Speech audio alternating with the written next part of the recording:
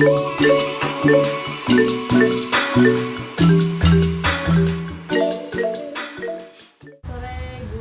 Ya, sore. Baik Bu, di sini saya izin untuk wawancara. Saya Nisa dari mahasiswa Universitas Pakuan untuk memenuhi tugas mewawancara Ibu. Ibu dengan bidan siapa Bu? Maria Maholin. Ya, posisinya sebagai bidan ya. Ya, sebagai bidan. Nah, jadi gini Bu, seperti yang sudah kita ketahui dan kita alami yaitu selama masa pandemi ini.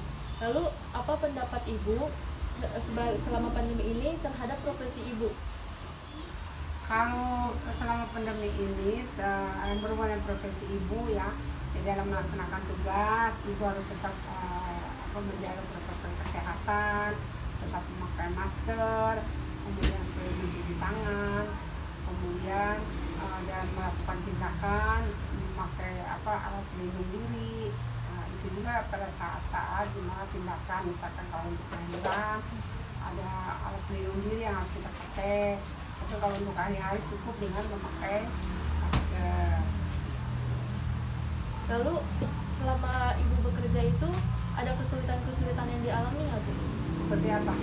Seperti pasien tidak mematuhi protokol mungkin atau Ya pasti ada lah, tapi begitu pasien kita ada pasien datang nggak pakai masker, kalau bisa kita kasih masker dulu, tapi kita anjurin untuk semua yang datang supaya harus selalu menggunakan masker.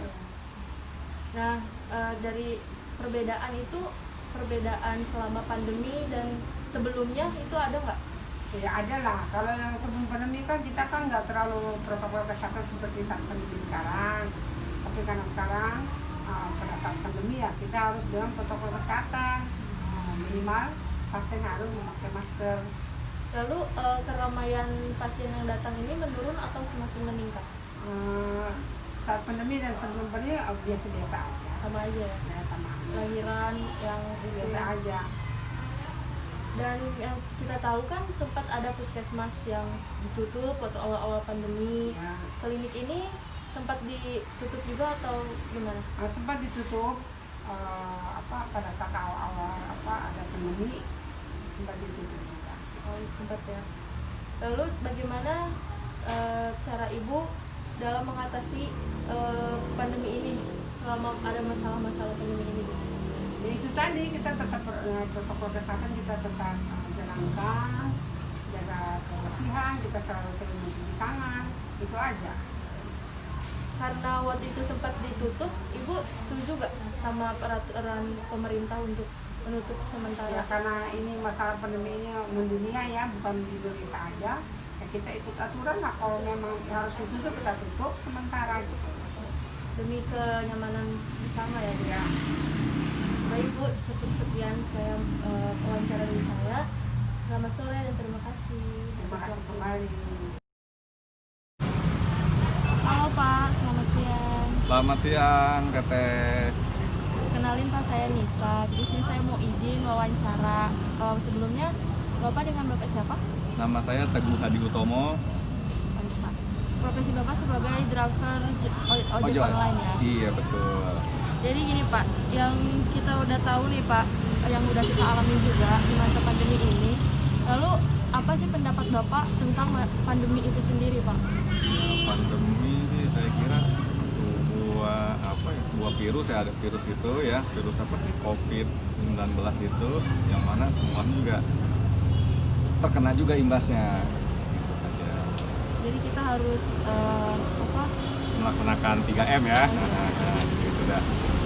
Nah, di awal pandemi ini pemerintah kan waktu itu sempat bikin aturan PSBB ya. Jadi Oh, dimana iya. kita dianjurkan untuk di rumah saja. Iya. Nah, dari Bapak sendiri setuju nggak sih Pak dengan adanya aturan dari pemerintah itu?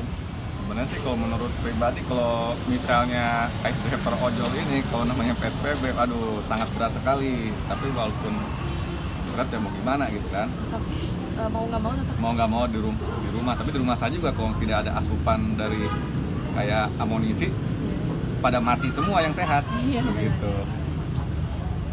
Lalu dengan profesi Bapak ada nggak sih perbedaan ramainya penumpang semenjak pandemi dan sebelum pandemi ini? Ada. Ada drastis banget.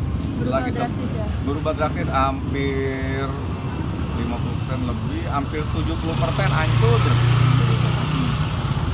Lalu penghasilan pun pasti Pasti kena kena imbasnya, Pak, ya? imbasnya.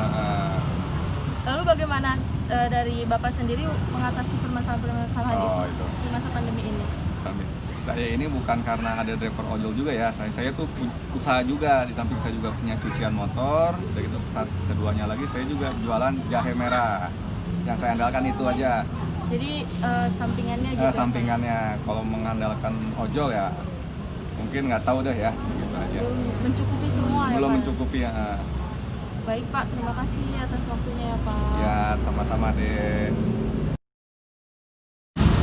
Halo, Pak, selamat siang. Perkenalkan, Pak, saya Nisa. Saya izin wawancara ya, Pak, ya. Dari mana? Dari Universitas Pakuan. Sebelumnya Bapak dengan Bapak siapa? Saya dengan M. Safari. Ya. Profesi Bapak sebagai siapa? Buat Nirwana Resident. Jadi gini, Pak, yang sudah kita tahu dan kita alami di masa pandemi ini, lalu apa sih pendapat Bapak tentang pandemi itu sendiri, Pak? Untuk pandemi ini sebenarnya banyak penurunan dari pendapatan, dari kita juga untuk kebebasan untuk mana-mana tuh ada tekanan, ya kan? Dan sekarang kita berkumpul, ya kan? Dan itu kita juga pendapatannya berkurang. Nah, untuk pemerintahan kemungkinan ada bantuan memang bagi rakyat miskin. Itu juga ada yang kebagian, ada yang tidak juga, ya kan? Nggak rata ya? Nggak rata. Jadi contohnya saya pribadi juga, tetangga saya pada dapat, saya pribadi dari awal itu belum pernah dapat. Nah, gitu. Tapi alhamdulillahnya saya dari yang nggak dapat, tapi yang mungkin orang tua saya dapat. Gitu. Dan dari awal pandemi kemarin pun kita tahu bahwa pemerintah memutuskan adanya aturan PSBB, Pak, yang dimana dianjurkan kita itu untuk di rumah saja. Nah, lalu dari Bapak sendiri setuju nggak sih, Pak, dengan aturan dari pemerintah itu? Setuju nggak setuju ya. Sedangkan sekarang kalau untuk pandemi sebenarnya dari pemerintahan aturan seperti itu ya kita sebagai warganya ya mengikuti, ya kan, mengikuti aturan pemerintah, ya kan. Ibaratnya PSBB ini ya untuk sementara ini di rumah, tapi kan namanya di rumah kalau kita tidak ada pemasukan kan repot juga, ya kan. Kalau tidak ada pemasukan nanti ibaratnya kita punya ibaratnya ada pemasukan dari usaha kecil atau apa gitu kan. Nah, sama sekali kalau tidak punya itu makin ngedrop. Jangankan untuk makan, ya kan. Gimana caranya coba pendapat Bapak?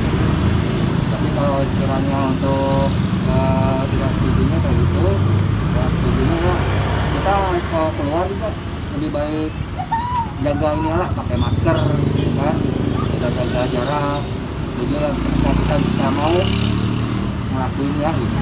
Dan kemarin itu sempat adanya WFH ya, Pak, bekerja di rumah itu.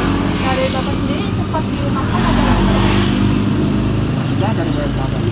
dia kemarin kan sempat ada kayak banyak yang di rumah kan gitu, kalau bekerja. Bapak sendiri kalau itu apa enggak? Waktu dulu pernah, tapi sebelum pandemi ya.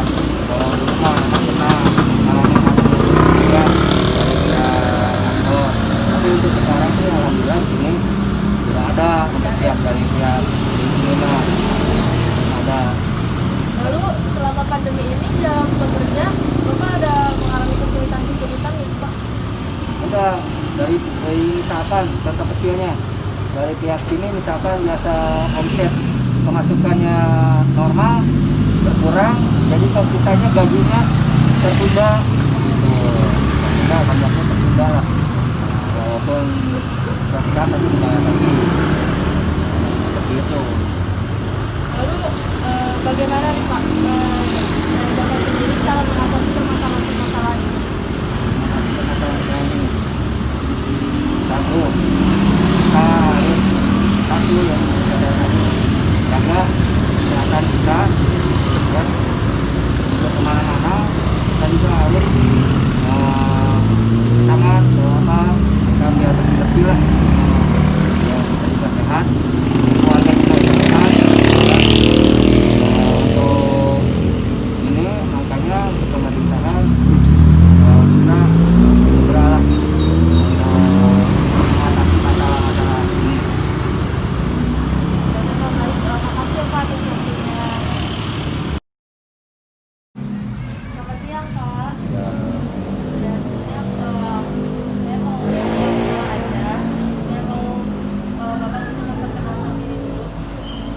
saya Irawan.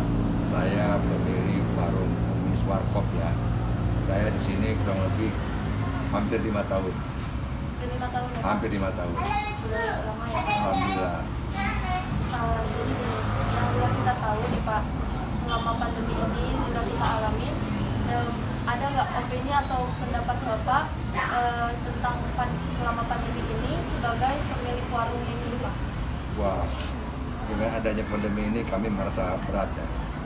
Beban yang mana biasa kami pendapatan omset per hari kadang-kadang dapat ya mungkin isinya 500, sekarang dari pagi sampai jam 5 aja kalau dapat 100.000 aja udah alhamdulillah, tapi jarang mencapai 100.000 ya, karena kita beban ini cukup beratnya kenapa?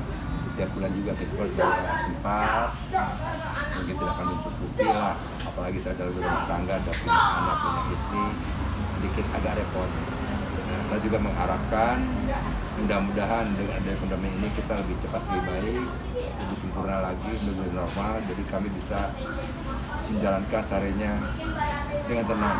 Ya. Jadi kami di sini hanya dibatasi waktu. Dengan adanya pandemi di sini kami tutup sampai jam 7. Betul, lewat dari jam 7 udah nggak boleh lagi. Sedangkan yang kami harapkan di sini adalah jam 8 ke atas. Itu yang kami harapkan. Kalau siang-siang ini kurang lah. Kurang ramai, pengunjungnya kurang. Tapi kalau malam 9 ke atas baru alhamdulillah kita bisa nikmati.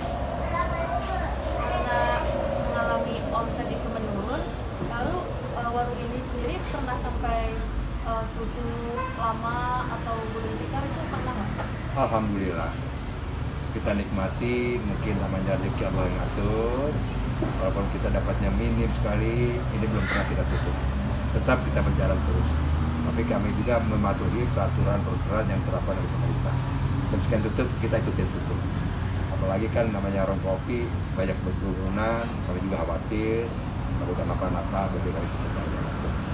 Jadi walaupun Bapak merasa terbebani itu, tetap saja mau tidak mau harus setuju dengan aturan pemerintah yang ada sekarang ya Pak? Harus. Itu demi kebaikan kita bersama. Kita pengen masalah ini cepat tuntas. Karena banyak orang juga yang sengaja membandel sampai tutup sekian-sekian. Kami juga khawatir, kami tidak akan seperti itu. Apapun yang terapkan pemerintah, aturan seperti itu, kami tetap memegang patuh. Lalu perbedaan pasti ada ya Pak, selama pandemi sama sebelum pandemi itu pasti ada perbedaannya ya? Itu udah pasti. Masalah pendapatan, omset, jauh anjlok. Kalau sebelum pandemi kami kemungkinan kadang-kadang kita tutup sampai jam 11 malam. Alhamdulillah lah. Sebenarnya 300-500 kita pegang.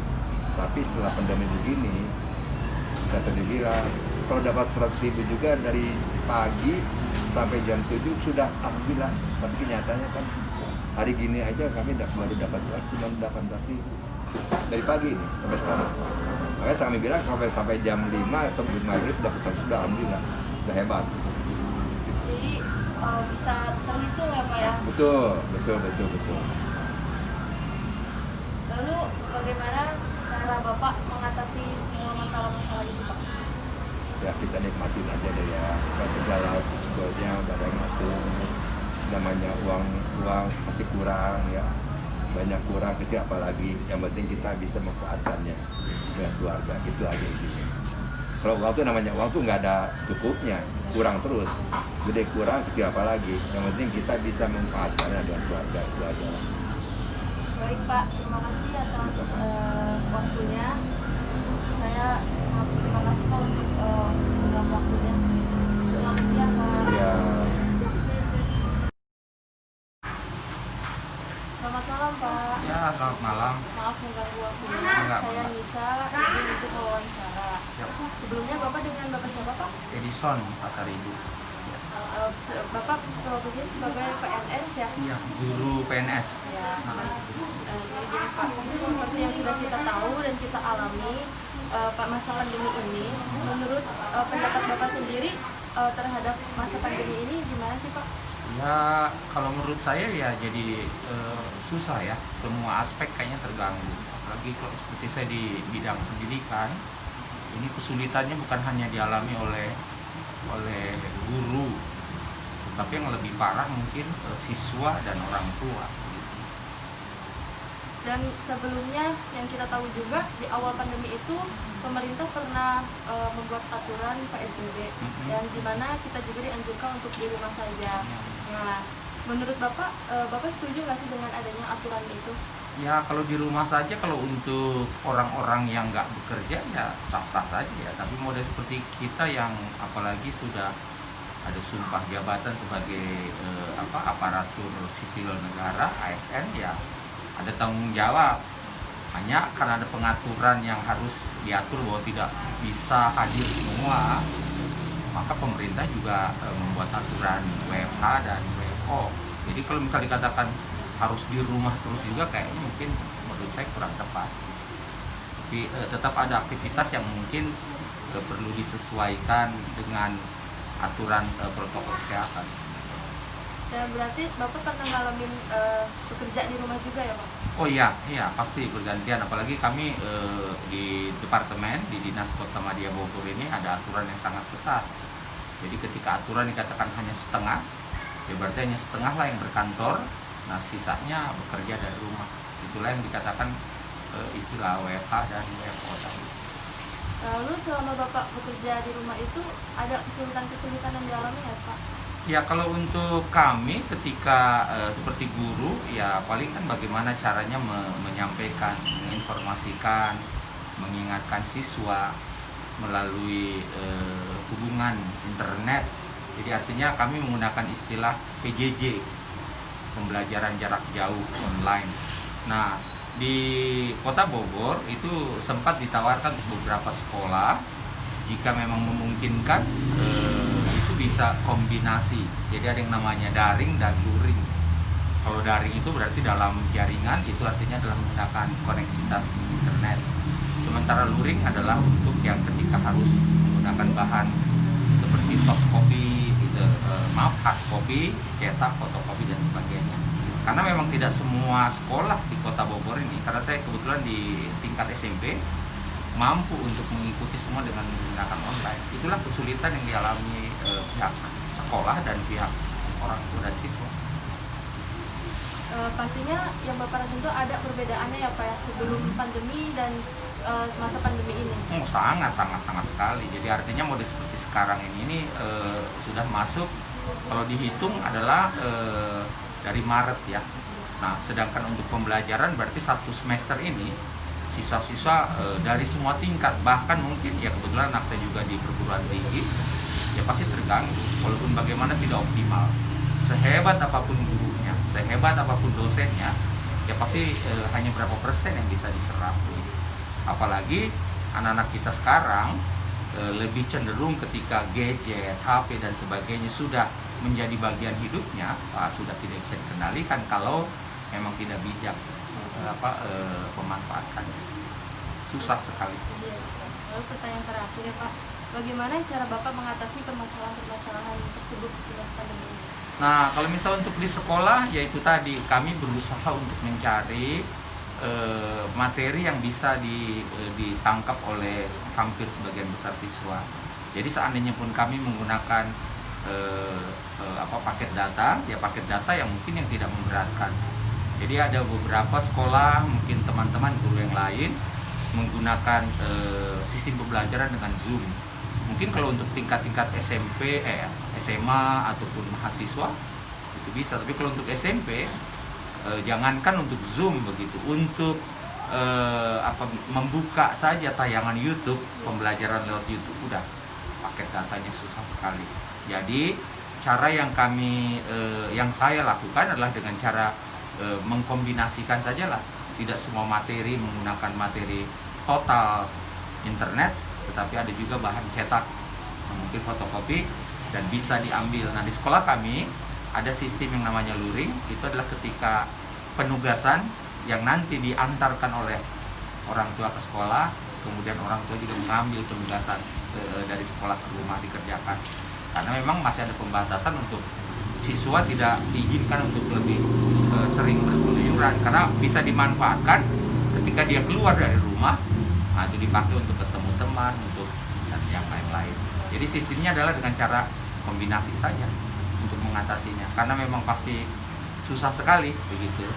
Tidak semua siswa di Kota Bogor, apalagi di sekolah saya di Bogor Selatan, orang tuanya mampu. Jangankan untuk untuk berinternet ria, HP-nya saja HP jadul. Ya. Lalu yang terakhir ya Pak, harapan Bapak untuk masa pandemi ini gimana? Ya, harapan saya mudah-mudahan Tuhan berkenan untuk mengusir pandemi ini dari seluruh dunia, khususnya di Indonesia, terlebih di Kota Bogor ini, agar semua sendi-sendi kehidupan bisa kembali berjalan normal. Nah, karena memang pemerintah sudah berusaha, tetapi belum ada hasilnya. Hanya satu, kayaknya dengan Tuhan aja kita berdoa dan meminta kehadirat Tuhan, karena Tuhan juga yang mampu untuk melakukan hal itu. Ya, tidak ada lain, kita mungkin sujud sembah meminta Tuhan untuk segera berakhir masa pandemi, supaya bisa kembali aktivitas, apapun aktivitas yang ada ini bisa kembali berjalan normal. Dan ini bangkitnya pasti susah sekali karena sudah terpuruk hampir 1 tahun. Sekarang Januari, sebentar Maret ke Maret 1 tahun.